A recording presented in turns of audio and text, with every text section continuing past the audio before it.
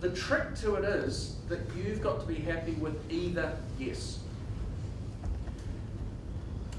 If you want the implementation to be done this week or next week, you're not going to give them an alternative. Would you like it to start this month or next month?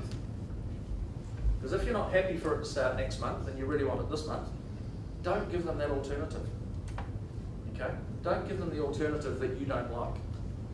If you want to sell a $50,000 contract, give them an option of a $50,000 or a $60,000 contract.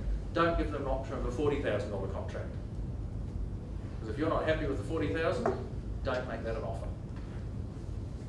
Okay? And what you'll find is that a lot of people, particularly those controlling personalities, will then be happy to go with you in one form or another, whereas they may not have been happy to go with the direct. If you're doing, do you do a lot of written quotations for business? Yep. Quite often it's a good idea to put option A and option B as part of your written quotation. And what they'll start to do is they'll actually start to weigh up your proposal A against your proposal B instead of your proposal versus your competitor's proposal. And they'll actually start weighing up and go, oh, option A looks good, but boy, option B, that's fantastic. That fits us really well.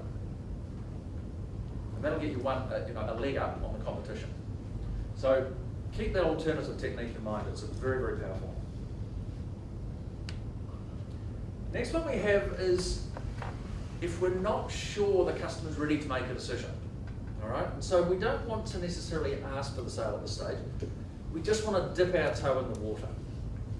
Now, someone mentioned earlier we weren't sure if it was the right time to ask for the sale. Okay? Do you often get that or feel that not sure if I've given enough information or the customer's not given me enough signs yet? Do people feel that often? Sort of run into that fair bit? Occasionally? Okay. So look, if it happens, what you can do is you can use the if technique. If technique is very, very simple. All we do, instead of straight out asking, would you like me to get that underway? We put an if at the front of it. And we say something like, if you decide to go ahead with this, what quantities would you be looking at? Okay. Assuming you went ahead with this, would you want 30 or 40? So effectively, you're just dipping your toe in the water. Now let's say, we'll just use the second one as an example. Assuming you were to go ahead with this, would you want 30 or 40? If the customer turned around and said, oh, we definitely need the 40, what's that telling you?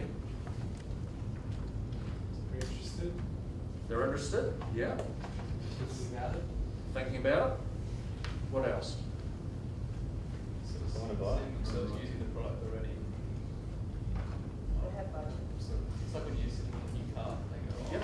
it's green. I guess you still want to put it into a car. Yep. So they're starting to imagine themselves using your product and service. It's a partial decision. It's a partial decision.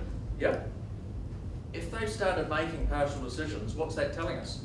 We're on the road to close. They may be ready, if they've already started making decisions, they may be ready to make that final decision.